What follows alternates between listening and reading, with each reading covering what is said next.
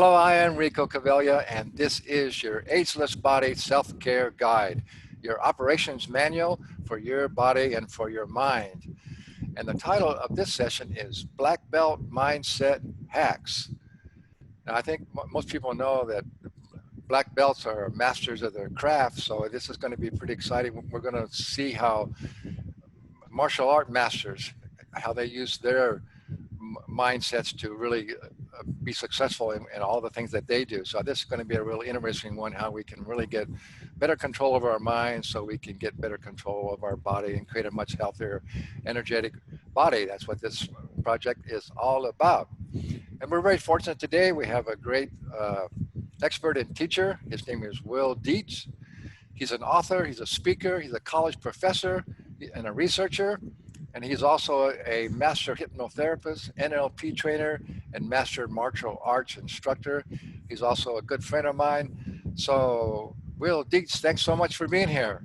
Well, thanks for having me, Rico. I'm really excited to be here with you. Thanks so much. I really appreciate you coming and sharing your wisdom and knowledge with us. Well, thanks for inviting me. Yeah, that's what it's all about. So, I know there's no really definition for what the mind is. So I'm always trying to ask everybody, if they have some idea of what the mind is, the best that I can come up with is that the mind is the part of our entity, our energy body, that it's where our thoughts are developed. It's where our thoughts and our beliefs come from. And of course, our thoughts are everything, as the old saying, as a man thinketh, so he is. So it's so important to get control over what you're believing and what you're thinking, and that's by getting control over the mind. So let's have you to give your definition and talk a little bit about what the mind is. That's pretty fascinating. Steven Pinker, he wrote a book called How the Mind Works. And if you really want to go deep, a deep dive into how the mind works, I'd highly recommend it. It's a big, thick book, and it takes quite a while to read.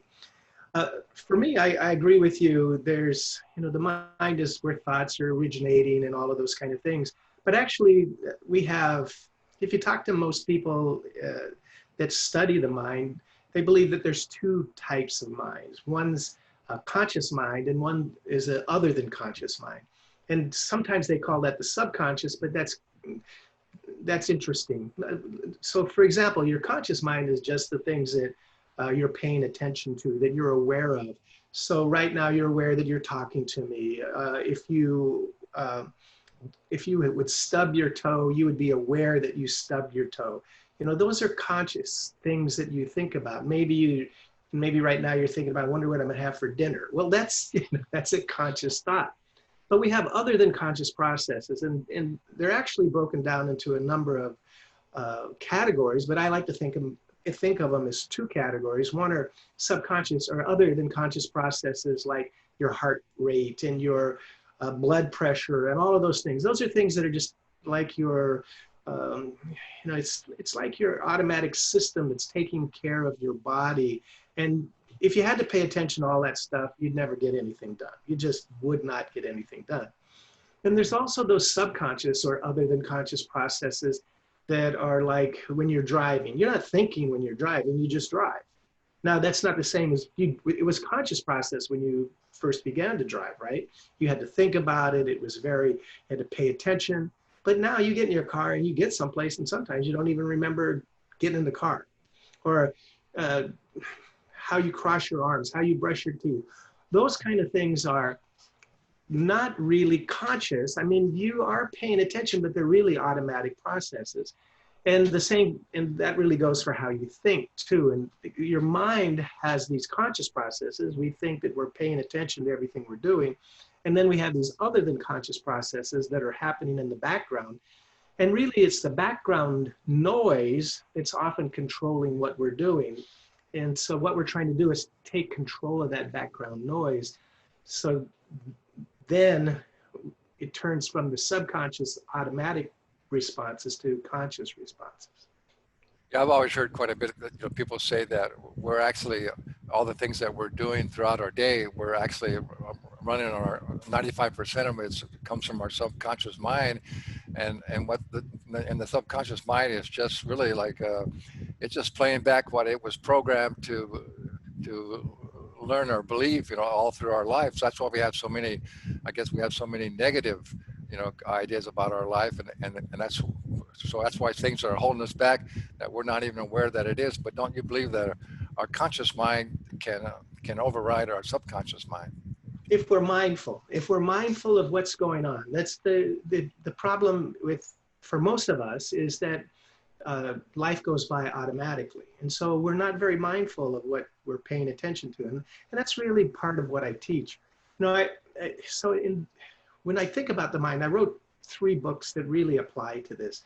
The first one is called Subliminal Success. And really, subliminal success is all about some processes you can use to start to take back control of some of these automatic thought processes, things like NLP, things like mindfulness, things like hypnosis, things like cognitive behavioral therapy.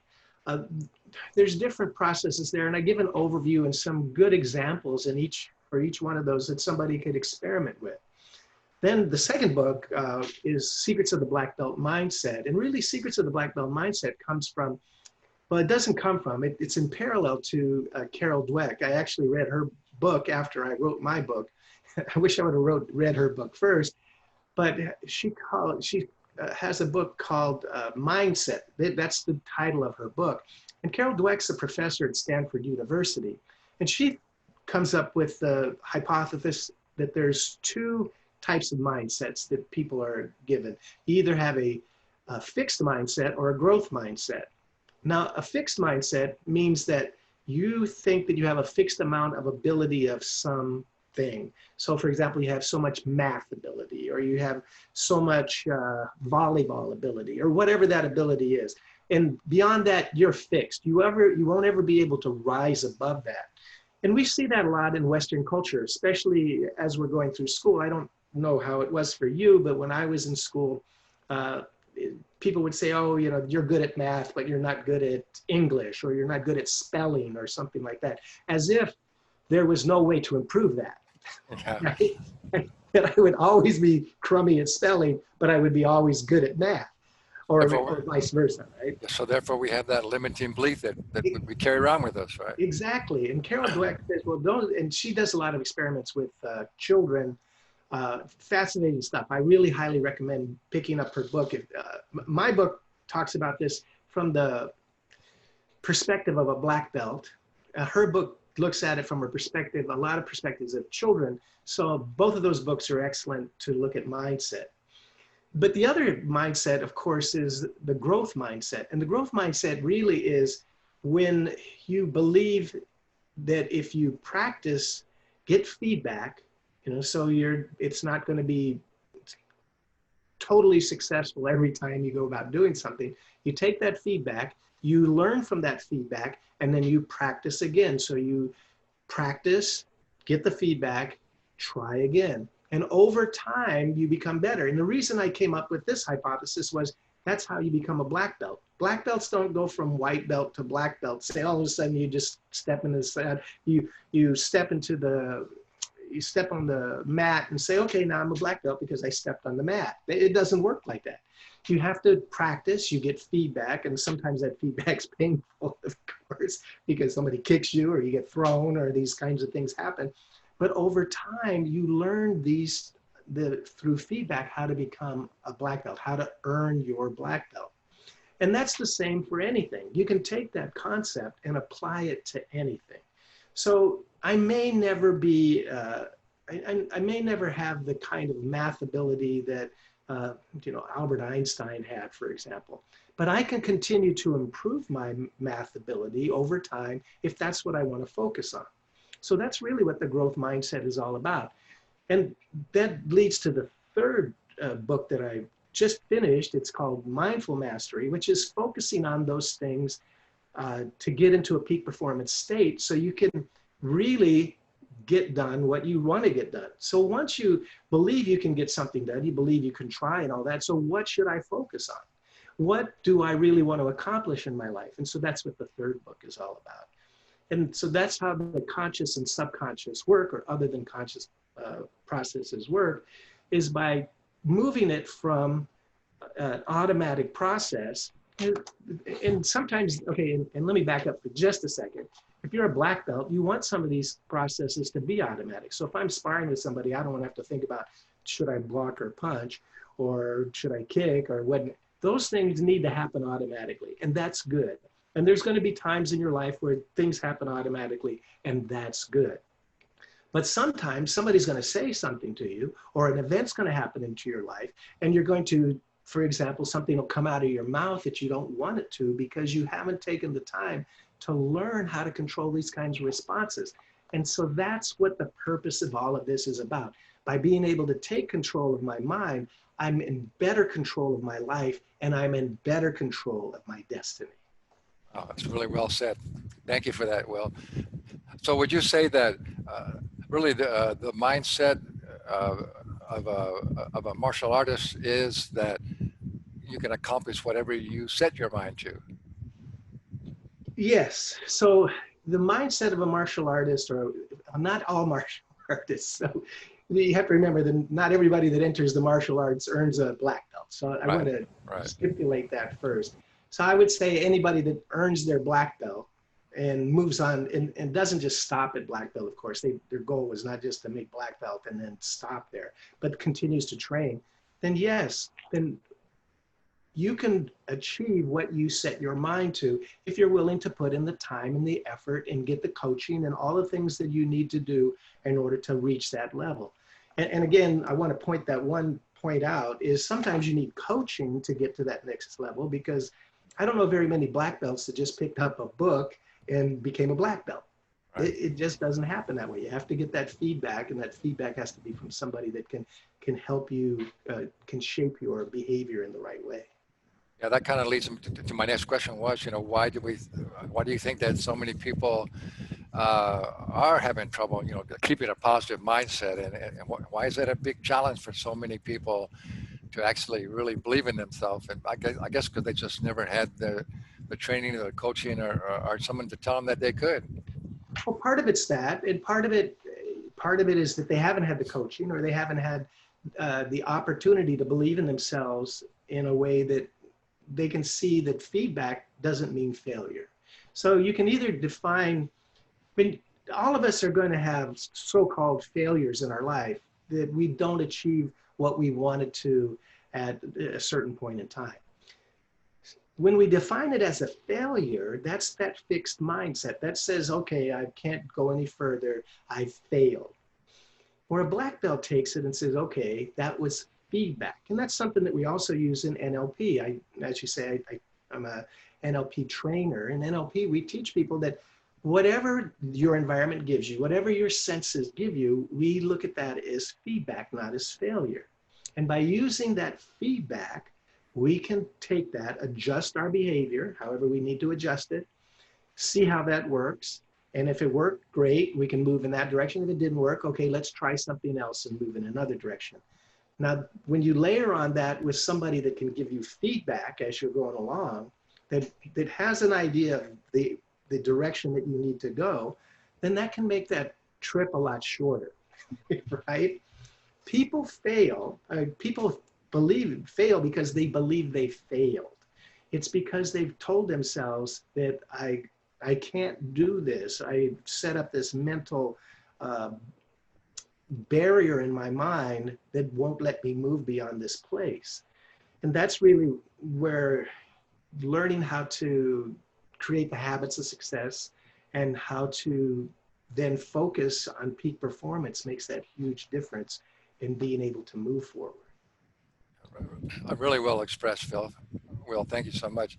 Yeah, I guess it's just kind of that whole mentality that we've gotten into in our society of it's either win or lose.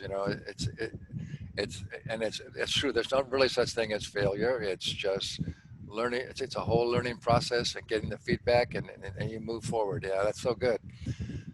Well, I think the best way that we could help our viewers is to give us maybe 3 or 4 of your really top black belt mindset hacks that you think, that people can begin to do right now, that to really begin to help them to really get into that growth mindset that you talked about. Right. So one of the best things that, so again, one of the best things or one of the best hacks I've already told you is remember that when you reach something that you haven't achieved your goal, that doesn't mean you failed. It just means you've received feedback. And that's probably one of those powerful hacks to change your mindset from Carol Dweck's fix to growth, or what I call that black belt mindset. And that takes practice. And I'll talk about how you can do that in just a little bit. The other thing is to be able to drop into the peak performance zone. So how can you drop into the peak performance zone? So you have to choose something that's important, has to be challenging to you. You can't get into the zone if you're going to the grocery store. There's no grocery store zone. Maybe Yeah. for some people there's a shopping zone. I see Yeah. some people like that, but Yeah. for most people there's not a grocery store shopping zone, right? So in order to get into the zone, you have to decide what's most important. So this is a technique that I've taught for years to people. It's to answer the question, why do you get up in the morning?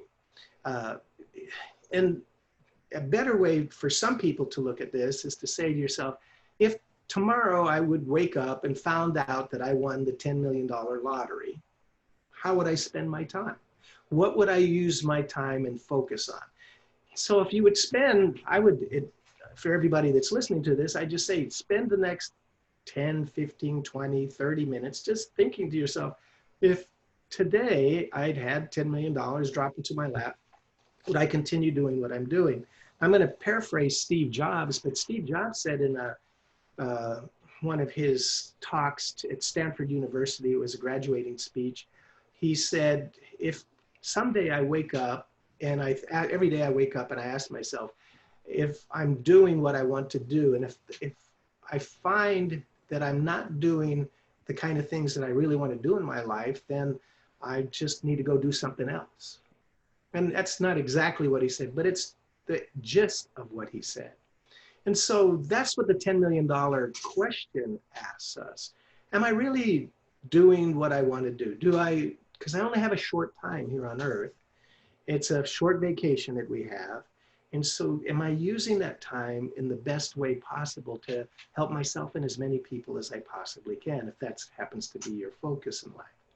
So first thing is to choose a challenging task. The next thing is you want to set clear goals on what you're trying to do. So what are my clear goals? In order for me to achieve this, I need to set short-term goals, long-term goals. And I go into depth in how to do all of that in my books, of course. But really, what goals, what are my long-term goals? What's going to bring me to my North Star? And then what are the short-term goals that are going to bring me to those goals so I can achieve that North Star? Next thing is really important. If you want to drop into the peak performance zone, you want to get rid of all distractions. And so many people, you see that they have their phone on and they got the TV on and they got all kinds of things, distractions going on. Maybe kids are coming in the room. And when I need to go and when I need to be performing at a peak level, my mind has to be focused on what I'm doing. If I'm sparring with somebody who's a black belt at a high level black belt, I surely don't want to focus on what I'm going to eat for dinner, because I'm going to get my lunch handed to me, that's for sure. Right. So you want to get rid of those distractions, which also leads to the fourth one. You don't want to multitask, because multitasking is what people think is achievement, but you don't get two things done at the same time. You get one thing done and then you get another thing done. The fifth thing is you want to really focus on strengthening your concentration. And the way you strengthen your concentration, of course, is what you teach, is strengthening your body, because by strengthening your body, you're making your mind stronger. And one of the ways we make our body stronger and mind stronger is to get good sleep. A lot of people don't do that. They sleep 3, 4, 5, 6 hours and say, oh, I've got plenty of sleep. Some people can function on 5 or 6 hours of sleep, but most people can't. And then you get that sleep deficit and you're not operating at a peak state. And the final thing is to monitor your emotional state. And that's really what I talk about in in mindful mastery is how do you monitor and master your emotional state? And so those are 6 things that you need to do to drop into the zone. And the way you are able to mindfully master your emotional state is through what I call the 5-step or the 5R process. And so the 5R process comes from cognitive behavioral therapy. And so the first part is to recognize the thoughts that are coming into your head. We have so much self-talk going on in our heads all the time, and things that we don't even think about. So for example, maybe I'll mess up and I think, what a stupid thing to do. Now, if I said that to you after you did something, what would you say to me? Well, that's not very polite, and you might not want to hang out with me very much if I said that to you. But if I say it to myself, I say, well, I don't really mean it. But that's not, is that true? Is that really true? And if we really dig down, it's not true. And of course, those come from all kinds of places. Could come from your parents, your teachers. It doesn't matter where it came from. What really matters is it's coming up. So that's the first R, is to recognize when these things come up. So when you recognize it, you want to record it. Now, the way you record it, you can write it down on a piece of paper. I'm old school. I have a notepad that I write things down on. But you can also talk into your phone, put it on your notepad on your, there's hundreds of ways probably today that you could capture it. So the first thing you want to do is recognize it, then you want to record it. And then you're going to take those 2 parts in the evening, you're going to look at that and you're going to say to yourself, okay, I had this thought, I recorded it, and so when did this happen? Did it happen at a certain time of day when I was talking to a certain person? You're going to analyze it. And then you're going to remind yourself, look, I said that to myself. I always mess up. But is that really true? Well, we know that's not true, because if I always messed up, I'd never get anything done. So then I remind myself, okay, well, when was a time when I actually accomplished something? So I give myself some reminders, that's the third thing, of when I was successful at something very similar. That doesn't have to be that exact thing. It just has to be a similar thing. I take that reminder and then I make a replacement phrase. So I always mess up. I'm very good at taking feedback and learning from it and becoming better. Okay, so that, I'm not saying I'm always perfect. That's your mind's not going to accept that. What I'm saying to myself is, I'm always good. I learn from my feedback, and from that feedback, I can become better. And it could be a lot of different things, a lot of different replacement phrases you can do that or use for that. And then finally, I'm going to do this on a regular basis. I'm just going to repeat it. So the next time that comes up, I'm going to tell myself, oh, that you always mess up. I come back and I say, no, I take the feedback that I give and I become better. And then over time, that replacement phrase becomes my phrase that comes up. So that's a 5-step or the 5R process that you can use when you get those random thoughts that are coming from your subconscious and can help you think differently. That's so good, Will. That was really good. I really appreciate that. Yeah, because I think that's the most important, is to get control of our emotional state, because our emotions are really what create our feelings, and then our feelings is what create the actions that we actually take. So that's so good. That's a really a good way to get a hold of actually get a hold of your emotions. So I want to remind all of our viewers, that in addition to this video training, you also get an audio, and there's a PDF that comes with it. So you have the transcription, so you can read this over and over. And then I just really encourage you, as I have always with all these sessions, to stay connected to our experts. Go to their websites. They have lots of information there. Sometimes they have free gifts. They have, you can check out their books. You can get some coaching from them, so you can always learn more. So I just want to remind you to stay connected to our experts, because they have so much more to offer you. So Will, this comes down to the last question that I like to ask everybody, and this is the toughest one of all to answer, but I'm looking forward to what your answer is. Okay, so what ideas do you have to motivate people to actually take action on your recommendations. I always like to say that, knowledge without action is useless. So what ideas do you have to get people to actually say, okay, that sounds really good to me, what you just said, I'm going to do this. So how can you motivate them to actually do it? Well, I can't motivate anybody. I want you to Right. know that. Okay. Only people can motivate. Inspire, maybe inspire then. So is it okay if I just share a story with you instead Sure. of Yeah, trying to, whatever. Okay, sure. so this happened in the early to mid 70s. I was in Hong Kong. And I was there on R&R with a couple of buddies, went to Pinky's Tattoo Parlor. And Pinky's Tattoo Parlor was known throughout Asia at that time as the tattoo parlor. And my two friends were going to get tattoos, of course. And I went to hang out with them. And one got a tattoo of a butterfly on his back. This is the 70s after all. And the other one got USDA choice right on his right butt cheek. That was, now he's over 60 now. So that's probably not such a good looking tattoo anymore. That's probably not what we want to think about. But so anyway, I'm sitting there, they're getting their tattoos, and there's people getting tattoos of battleships on their backs and Bruce Lee with nunchucks going off on their chest and stuff like that. And so I'm walking around and there's this counter, it's probably 20, 25 feet long, and I'm looking at all the different tattoos that you could get.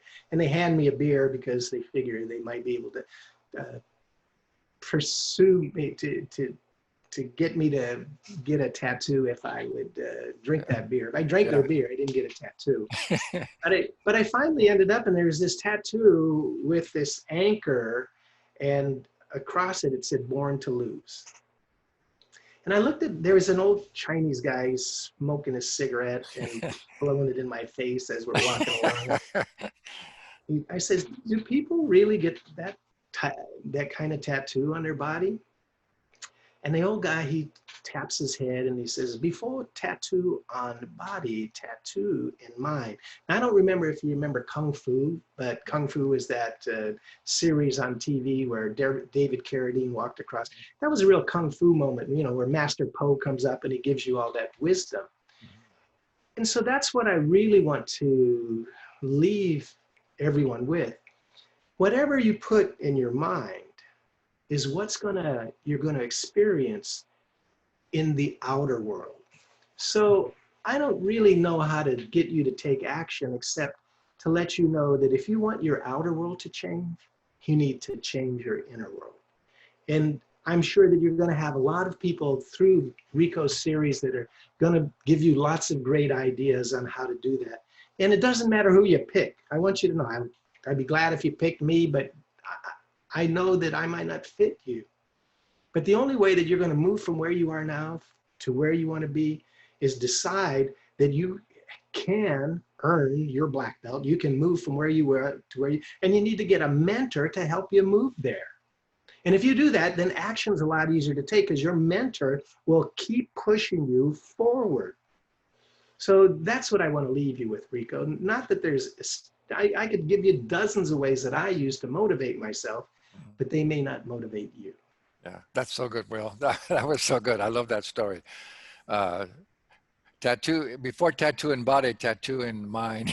That's so cool. That is so cool. Yeah, so the whole point of, the whole point of this whole project is to help you learn how you can better care for your body and your mind so you can live a healthier, more energetic, successful, happy life, and so you can go out and make a bigger difference in the world. So it all comes down to you got to have that mindset first that you want to be your best self and you want to take better care of yourself. So Will, that was great. Thank you so much for that. I really appreciate that.